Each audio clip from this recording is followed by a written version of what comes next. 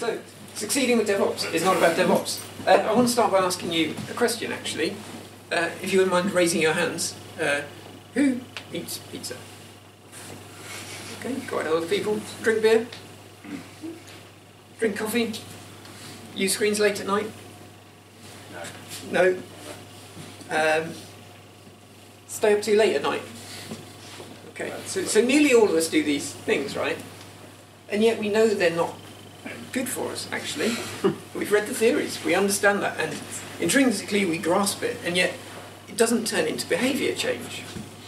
And I'd imagine that... Smoking up there. Shit. Yeah, are we having an epiphany? So which ones are you then? Smoking and rollerblading? Does anyone do all of these at once? Everyone done everything on that. So intrinsically then, we grasp to these things. Theoretically, they're not good for us, yet we still do them. And interestingly, people in the medical profession are amongst the worst smokers that you'll find. They spend all day explaining to people how to be healthy and why they shouldn't smoke, and then they go and do it in their breaks.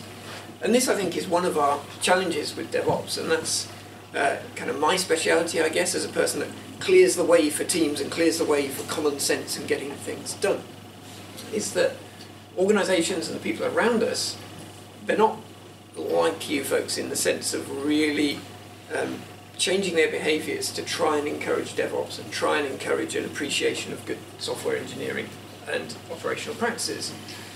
And so this talk is about how perhaps we can help those people to understand and thus get more DevOps, whatever we choose to define that as, done in our organisations. Because so often it is those people things. Theoretical understanding doesn't mean behaviour. And you can almost choose any kind of change thing from agile to climate change. It's the same sort of gap. And we can talk quite technically about this. This is the COM-B behaviour change model for interventions where there is an addiction. You can probably read it quicker than I can explain it, but right in the middle we have capability, opportunity and motivation. These are the things that we hope will help people to give up rollerblading while drinking beer, for example. Coincidentally, and of course you can see some of the ways that we could do that around the outside, right? Education, persuasion, that's pretty dark in our organisations, but better things like training, coercion, I'm sure you've all tried that, but also enablement and showing the way. So that's about overcoming addiction, and to some extent, when it's DevOps, we've got an addiction to the old way of doing things, and we're kind of trying to create an addiction to a newer, a more, a way we believe in, but also just an opening of minds so that we can try and get better as a group. So this is pretty complex, right? References there, Susan Mich is credited with inventing it. I prefer to think of it in a more simplistic way. Anyone who's seen CSI will know about this. Motive means an opportunity. So if we want people to understand DevOps and ideally start to do things differently in our organisations, and actually it's not just our organisations, it'll be the person sitting next to us. I'm sure none of you have ever had a gripe about another team member or kind of mumbled about some aspect of their output or the way they think. That wouldn't have happened, right? If we can give them these three things, motive means an opportunity to commit the crime of doing more DevOps, we're winning. So, how do we, assuming that we're struggling to get across a DevOps message or a change message, how do we give people a motive to actually change and take a punt on the things that we're talking about today? So, often it's about solving their problem. Have you heard about the win-win cliche? So the win-win cliche is something you used to talk about a lot in, around the 2000s, where if you're having a conversation with someone, you try and make sure you both win. Unfortunately, it's true. It does work. If you can find something in what you're doing that also works for them, then you're likely to get support. You're likely to get traction for the things you're doing. Because, of course, we're talking about all these technical problems, and the first presentation, great detail on that. But imagine having a marketing person sat in the corner and trying to understand why that helps him sell or her sell to their customers. It doesn't, right? So solve their problem, or at least frame it as their problem. And similarly, reducing their risk. It's a risk often in organisations, especially in what's variously known as the pressured middle, the squishy middle, the static middle. You know, there's bits that change slowly and are more political, but nevertheless are necessary to help us do the things we do, because they generally have the budget, time, and they know what work's coming towards us. You know, they can be quite risk averse. So if we can reduce their risk, we are more likely to be listened to. And again, finding the things that will help them feel good, so feel less pressured, feel like they're successful, being seen to be successful at their level. These are the things that matter. So we're trying to lift those folk up, as well as doing the things that we believe in. You know, in terms of the means, so in our crime analogy, the means is the method, the how. So you can have a motive, you can have an intention to jump from this building to that one over there. You probably don't have the means right now. We need to give them the means to think more carefully about DevOps and to let us do that. So education and training is one of the most important ones. And the language is significant. So here's some quotes about Docker, right? As we go through these, tell me which ones are useful to people in marketing or people who are in product, who are out there persuading customers to invest in our teams. You know, Docker brings an API for container management, an image format, and the possibility to use a remote registry for sharing containers. What's the business value? 0. 0. Let's try this one then. Is this better? Docker provides containerized applications, meaning applications which come in prepackaged environments with everything they need to run. Yes. Yes. True. Definitely true. And an advantage that we intrinsically get. What about this? Docker makes business faster by enabling you to respond quickly to changing market and customer needs. But is it true? But is it true? It's from the Docker site. So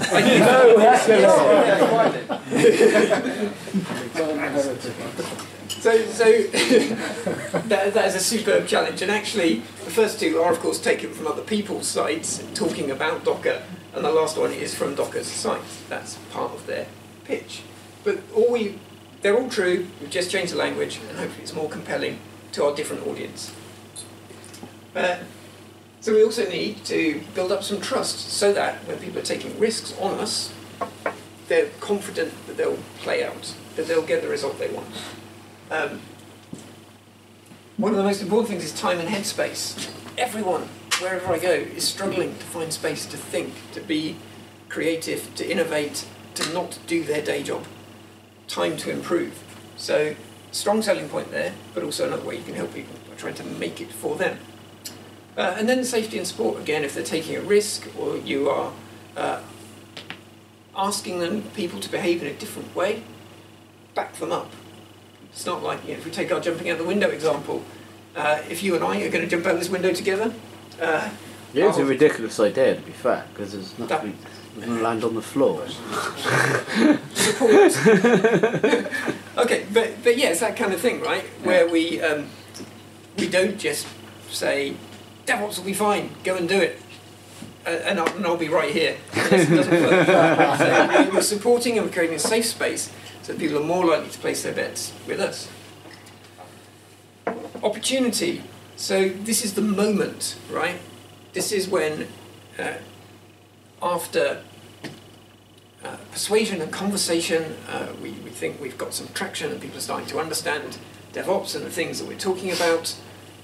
And we also think they're capable of explaining it, but that doesn't mean there's going to be the right moment.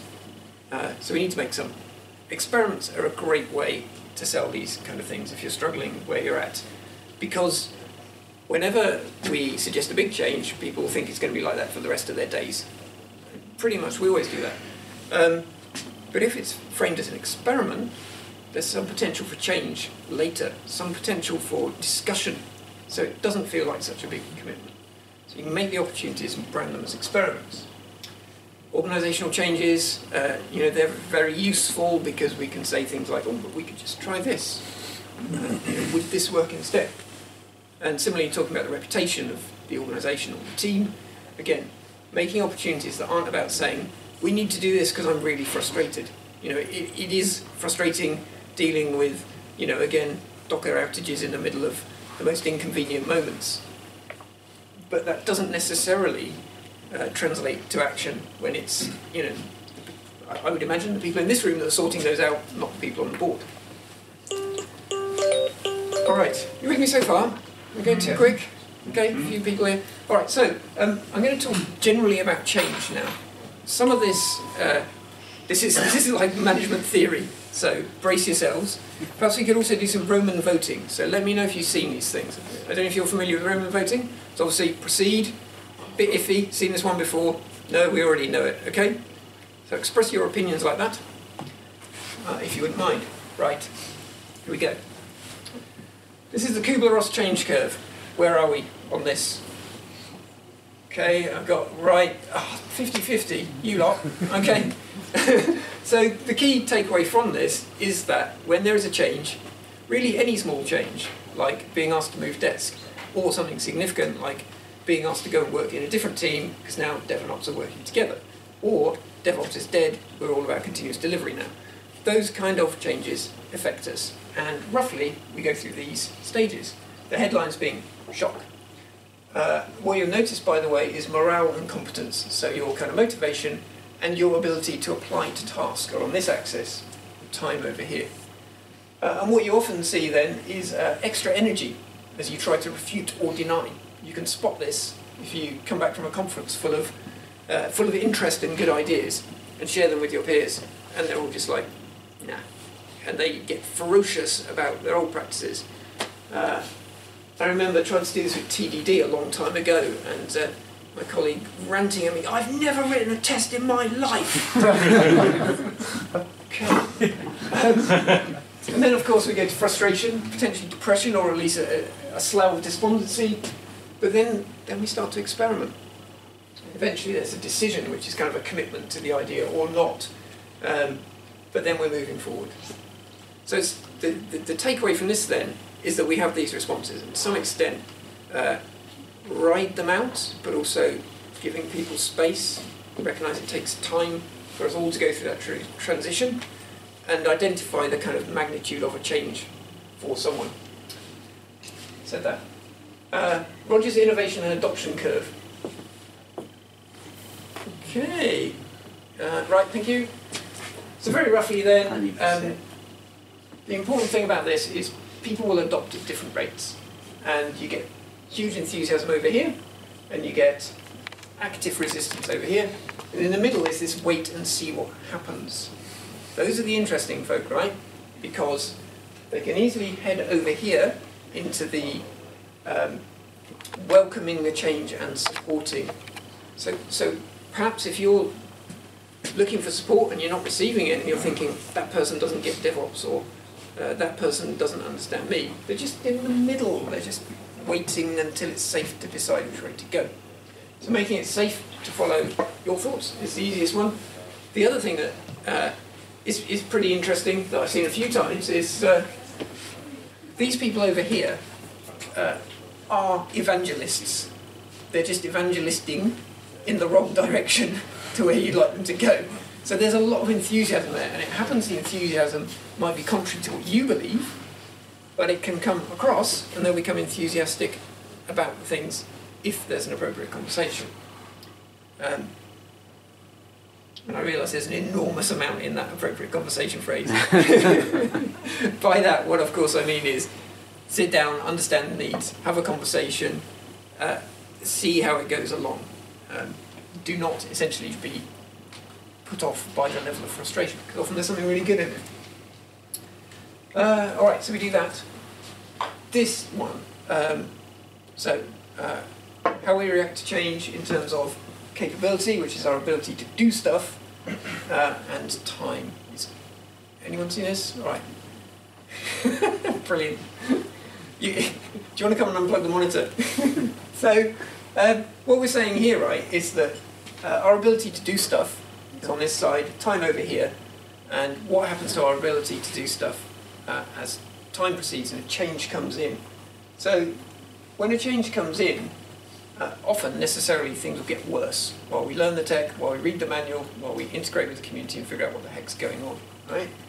At some point there's a minimum, there's a real low point But then there's a ray of hope when we slowly emerge, and with any luck, by this point we're better than we were at whatever thing we were trying to achieve than when we started. Now, this depth, this duration, is often thought of as the appetite for risk. How long can you hold your breath? How long can you stand in a state of change? And this varies a lot depending on the type of change, the situation of the person, and where they are in their mental space. And so it's worth thinking about that. While you maybe like to take risks, like to try stuff, other folk may not. And there's a danger of asking for too much at once will push them way down into here, and they'll be at the point where they're not prepared to accept the risk of what is being suggested. So the monolith to microservices discussion, it goes around and around, but it's a really valid discussion. There's no right answer, is there? But if we go into a group that are doing microservices and say, we're monolithing, we're going to do that tomorrow, and we need everyone to sit down and work out how we're going to do that, everyone's down here all of a sudden. Seems like a really big change. But perhaps what we could do instead is to work out how to approach a similarly large-sounding change in small chunks, or collaboratively, or in a community, so that we're not pushing people right down into this space. So our appetite for risk determines our pace of change. Alright, so if you weren't listening, that's fine, because I've given you some valuable thinking space instead. Consider people's reactions to change, use feedback, and take a community approach. There's something else as well, which is about looking into yourself. But before I do that, I need to find out how long I've got and what time I started, because unfortunately, unprofessionally, I didn't notice. When did we kick off? 10 past? A while ago. 2 hours. A while ago, it feels like it, doesn't it? But you've got about 10-15 minutes. All right, thank you, that's generous. So I've talked a lot in quite a... I've talked a lot, yeah, and you know it. In quite a divisive way about them and us. And of course, what I'm doing is talking about general principles for change, general theory of encouraging folk to work with new ideas. But we're not immune to that ourselves, and it's really important to look in the mirror, look at ourselves differently, because sure, we might be riding the vanguard of change, but also there might be a whole load of valuable perspectives and valuable things that we need to consider or don't see because of where we are. So we need to look in. How do you see the world? Is it like this? There's the people that agree with me, and there's the people around you. You don't need to show me your hands on that. And this is because of this. This is a cognitive bias called the curse of knowledge, right?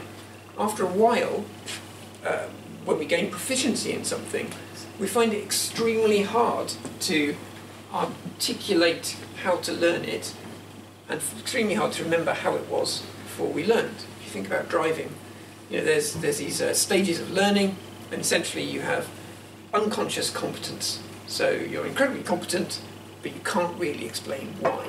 And this is the thing that makes it so difficult for us to bring people along when we're talking about new tech, new ways of doing things. So Bernard Shaw said this: progress is impossible without change. But those who cannot change their minds cannot change anything. So if you're out there sharing the things that you've learned tonight and things that you've learned at other DevOps conferences and meetups, don't forget to listen and think about whether you are ready to change. Because then it becomes a dialogue and it becomes a conversation and a bit of negotiation, rather than, what I fairly frequently see is this sort of entitlement. In fact, I'll give you an example. So it's talking about doing continuous delivery and introduced it to a group a while ago. And I had a session like this and some workshops, and we had everyone we needed in the room: service transition, developers, operations engineers, change control board, various agile folk. Everyone agreed, and it seemed great. And then 2 days later, the change control board called me in for a word because one of the engineers had moaned at them and tried to circumvent the request for change process because he wanted to make a deployment in 1 day. Except their previous best cycle time was 2 months. Okay, so this is what this is about, right? It's about expectations. and not setting them too high to start with. So patience. I can look at this picture and I can never decide who's being patient here. I definitely got an opinion to the thing on the right. Right, the thing on the right. I'm not committing whether it's crocodile or alligator, but the thing on the right is being patient because I'd snap his hand off. It looks that way. So patience is really key, and we get frustrated about the pace of change, but then it takes time. The other one is tolerance. We need to recognise and empathise with how other people are thinking if we want to get along. And it's just a really good skill anyway. It's so easy to think, well, that person doesn't know anything, surrounded by idiots, as we saw earlier. But that's really not the case. You don't know what's happening in other folks' head. And if you push that aside for a minute, you can start thinking and emphasising and, really working out the things that will help you get the things that you're interested in, as well as maybe helping them along. So tolerance. I'm just trying to think of who the most ferocious DevOps speaker is I've seen around. Have you got any votes on that? There ought to be a good example of not tolerance in here. Think about all the rhetoric that you hear at conferences. Linus Torvalds is not strictly DevOps, but the least tolerant man in the world. Yeah, right, that's true. Yeah, okay, and he's achieved amazing things. Yeah, I wonder what example we can take. That's great, thank you. All right. Not a good example, bad example. Good example, bad example, yeah. There's some people that are untouchable, right? All right, so I promised in the abstract that I'd talk about systems as well, and the effect on the organisation. So let's just briefly look at that. Systems thinking is a thing, right? It's where we work out feedback loops and we try and find what things are perpetuating other practices. This particular one is about essentially quality, so defects, through the frame of talent and hiring. And what you can see, and you don't need to worry too much about it, because it's just illustrating the concept of thinking in systems, is that things like there's reinforcing loops, so code quality designing good examples improve the likelihood that programs will stay with us, and they help to upskill developers. So there's a reinforcing loop there. Then equally, if you hire very cheaply, you bring in lower quality talent and your code quality goes down across the code base. Right. So that's an example of thinking about systems. With DevOps, and I'd be really interested in your thoughts on this later perhaps, certainly early on, we just talked a lot about developers and operations and smushing them into a room and getting them together and everything would just work. Later on, people like Gene Kim came along and borrowed some bits from Agile and Lean about thinking in systems and 3 ways and how perhaps we need to look at the whole delivery pipeline. I'm going to talk about this for the greater good as well. These are the things that you might not be that fond of. You might not want to hear this, but in terms of the organisation and maybe the people that your success is slightly vested in, you might want to think differently about how you're promoting things like DevOps. So focusing only on development and operations then, the first problem is this kind of over-optimization in one area and the way it necessarily impacts the whole system. The classic example of this that I'm sure you've seen is with really overdeveloped bug finding, raising, and what can you say, triaging and processing. So if you've got, say you've got 20 people doing that and 3 developers and 1 operations, right? That is massively overdeveloped and the whole system is likely to grind to a halt because everyone's thinking about bugs. No one can do anything because they're constantly triaging defects to determine which is the most valuable, but the moment they think they've found the most valuable, they get hit by another wave of defects, another wave of triage, and nothing gets done. So it's massively overdeveloped. And what that means is you've reduced the ability of the whole system overall, because now we're only thinking about defects. We're not actually getting any work through the whole thing. So similarly, DevOps can do that in respect to, for instance, if we're solely focused on the the operational problems and the building of software, we're perhaps not thinking about making the right thing, or we're taking a very long time to do a simple thing. Efficiency gains can be useless if other systems don't change. So think about a bicycle, think about your bicycle in fact. If I gave you £600 to spend on pedals, and you spent all the money on pedals, you know, your pedals might weigh a couple of grams, but would that actually make a difference overall? You know, what is the thing that contributes most to your ability to go anywhere on your bike? The How hill. fat you are. Thank you. Yeah, the hill. Right, so it's actually not even the machinery that's driving, it's the talent again, and the environment. And then the close connections between groups can weaken other connections, so you get silos again. So, you know, we've seen this a few times. DevOps get together, they get on really well, and again, I'm slightly parodying it. I know that DevOps is not about just this, but there's a real danger that if, say, you do lock just a technical function in the room, it necessarily distances itself from other functions, and you weaken other communication structures. Hence, we see cross-functional teams and mobbing and things like that, which aim to strengthen the connections, but in small pockets. So therefore, you know, when we're suggesting these practices, what we're trying to work out is what we can improve, what it will change, and then work out if that's worth doing. Sometimes we will compromise things, but we should be knowing, and that's where the thinking about the whole system of delivery and the whole chain comes into play.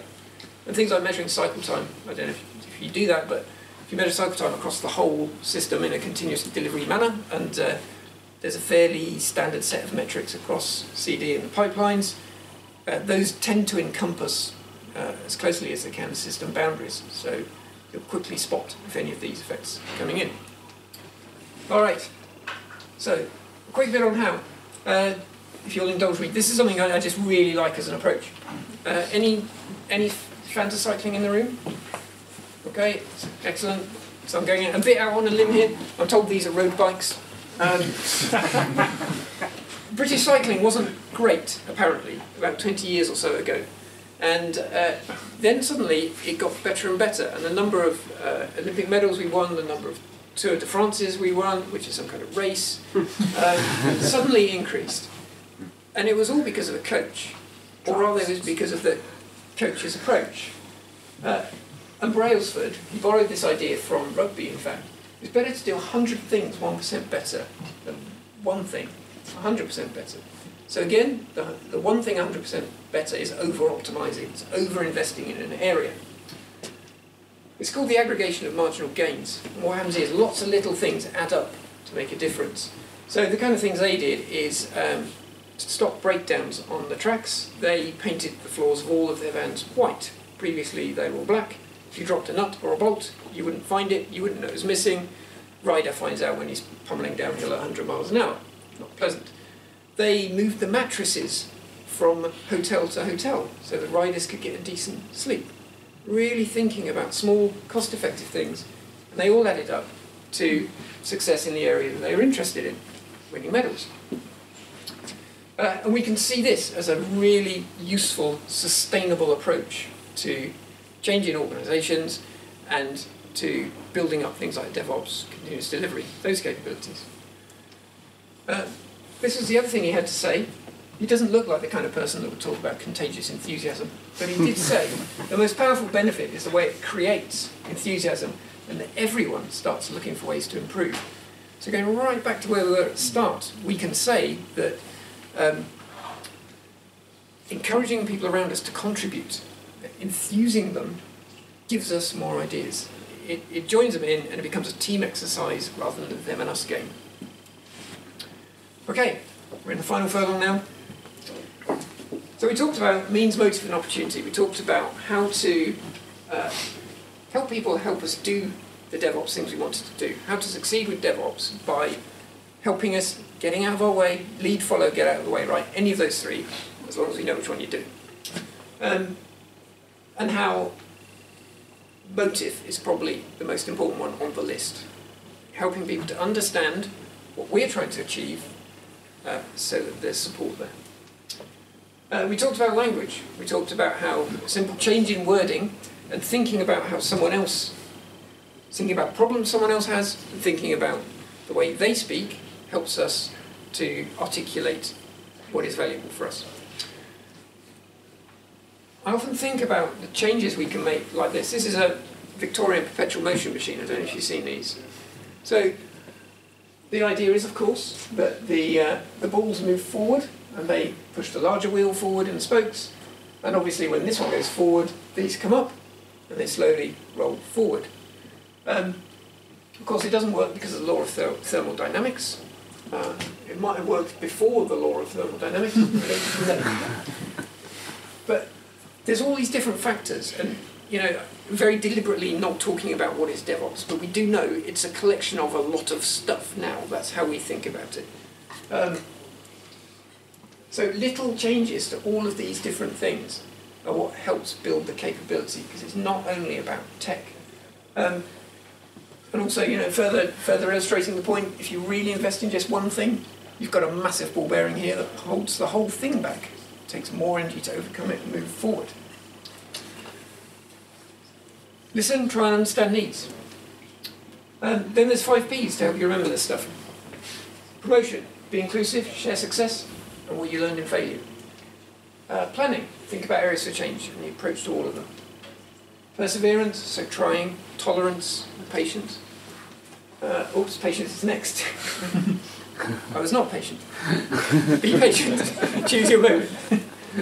And pizza, as we've seen tonight, second best way. And finally, don't forget about the small things, right? Bruce Barton, he said, when I consider the tremendous consequences that come from little things, I'm tempted to think there are no little things. And here's a little thing to leave you with. Anyone know what this is? I'm surprised. I'm doing a free operating system, just a hobby. It won't be big and professional like GNU. It's for AT clones. Who was saying this little thing? I'd like to know what features most people would want. And that was Linus. So there we go. Thank you very much. Thanks.